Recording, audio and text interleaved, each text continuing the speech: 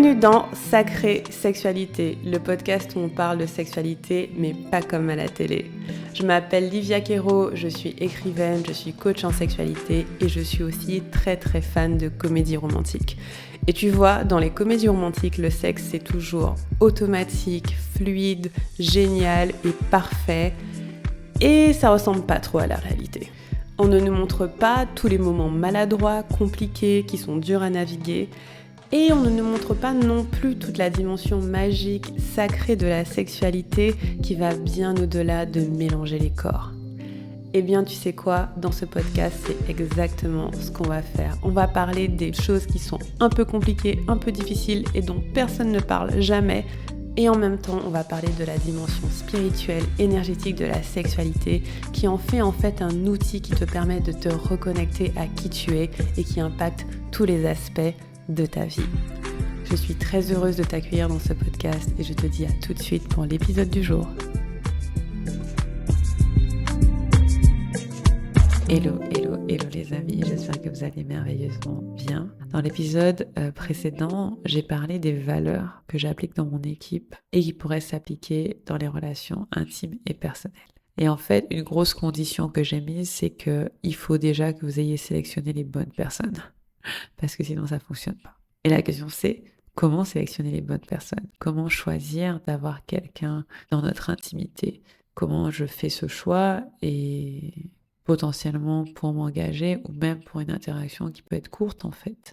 Et pour moi, j'ai 3 critères principaux. En fait, en vrai, il peut rien avoir tellement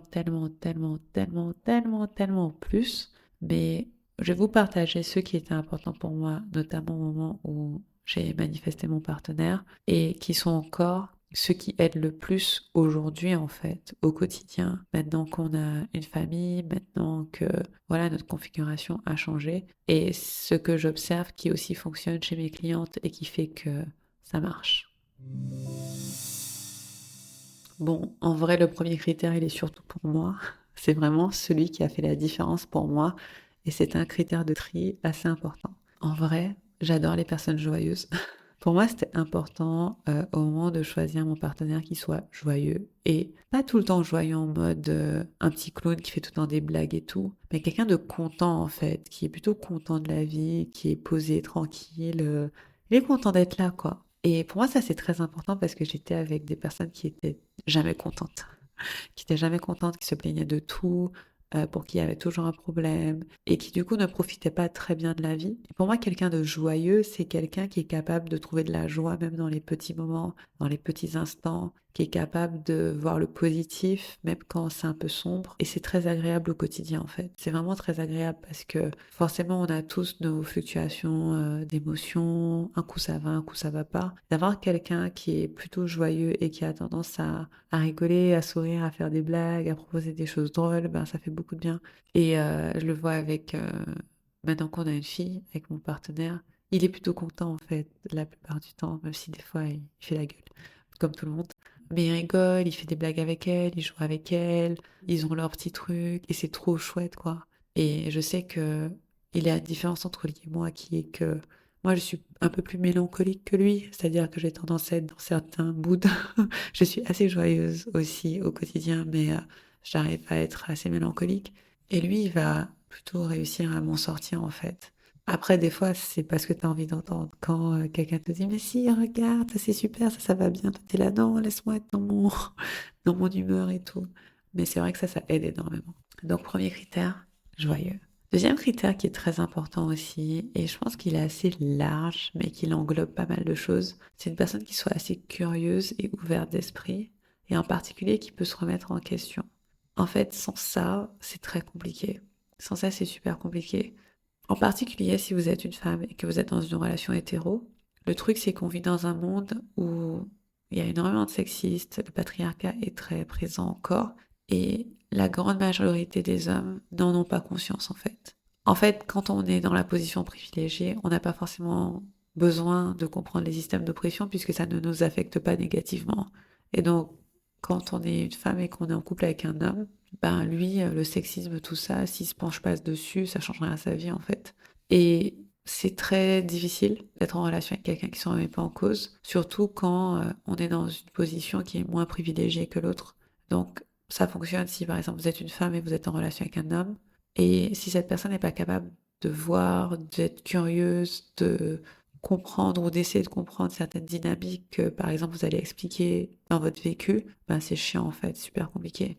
Ou bien moi, étant noire, parce que je suis guadeloupéenne, maintenant vous savez, quand j'étais en relation avec des personnes blanches, eh ben, c'était très compliqué quand ces personnes ne voulaient pas entendre l'existence du racisme en fait. Mais non, t'inquiète, c'est pas vraiment ce qui se passe. Alors que quand c'était des personnes blanches qui étaient curieuses, conscientes, qui voulaient juste me comprendre en fait et comprendre ce que je vivais sans forcément comprendre tous les tenants aboutissants de ce que c'était au sens large, ben franchement, c'était vachement plus apaisant. Et ça aide énormément à naviguer le quotidien, en fait, d'avoir quelqu'un qui est curieux.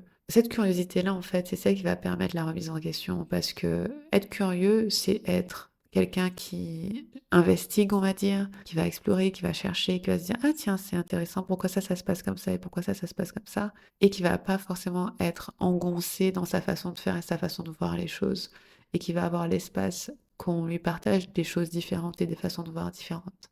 Et pour moi, les personnes curieuses et ouvertes d'esprit, c'est aussi des personnes qui vont respecter plus facilement le consentement aussi. Parce que, en fait, quand on est curieux, on est assez flexible, donc on n'a pas forcément des choses à prouver. Mais bon, le consentement, ça pourrait être un critère encore à part. Mais je me dis qu'à ce stade, franchement, c'est la base, quoi. Quelqu'un qui sait pas respecter ton consentement, putain, laisse tomber. Voilà. Donc le deuxième, c'est curieux et ouvert d'esprit. Et le troisième critère qui est pour moi très très important, c'est la générosité. Pas forcément une générosité matérielle, pas forcément financière, mais une générosité de cœur, de prendre soin des autres, de faire du bien aux autres. En fait, je suis plutôt généreuse et j'aime beaucoup les personnes généreuses et je trouve qu'elles permettent que le monde aille mieux, en fait. C'est tout con, mais en fait, quand chaque personne est généreuse envers les autres, ben ça tourne en fait. Il y a du don, il y a de la réception, c'est trop bien. Par exemple, moi j'ai une mère qui est très généreuse, qui donne énormément. Et donc ça, c'est vraiment une valeur qui m'a été inculquée super tôt. Après, on va éviter de se sacrifier. On va penser à soi d'abord, c'est important. Mais le fait de donner, d'être là pour les autres, je trouve ça hyper précieux. Et en fait, cette générosité de cœur, je pense qu'elle est aussi liée à la joie, à une certaine légèreté. Mais quand on a quelqu'un qui est généreux, en fait, la personne, elle va penser à nous. Elle va penser à nous pour des petites choses et pour des grandes choses. Donc, par exemple, ça peut être des cadeaux. La personne va vous faire des cadeaux parce qu'elle est généreuse, ou bien elle va passer à la boulangerie et vous acheter votre pâtisserie préférée parce qu'elle a pensé à vous, ou bien elle connaît quelqu'un qui peut vous aider sur un projet, elle va partager votre contact ou dire, ah tiens, par exemple, moi, mon chéri, un truc qu'il fait parce qu'il est beaucoup plus à l'aise avec les humains que moi. Non, je rigole, c'est juste qu'il est beaucoup plus sociable en 3D que moi. C'est que quand je suis avec lui, il va toujours me présenter, dire ce que je fais, me mettre vachement en avant.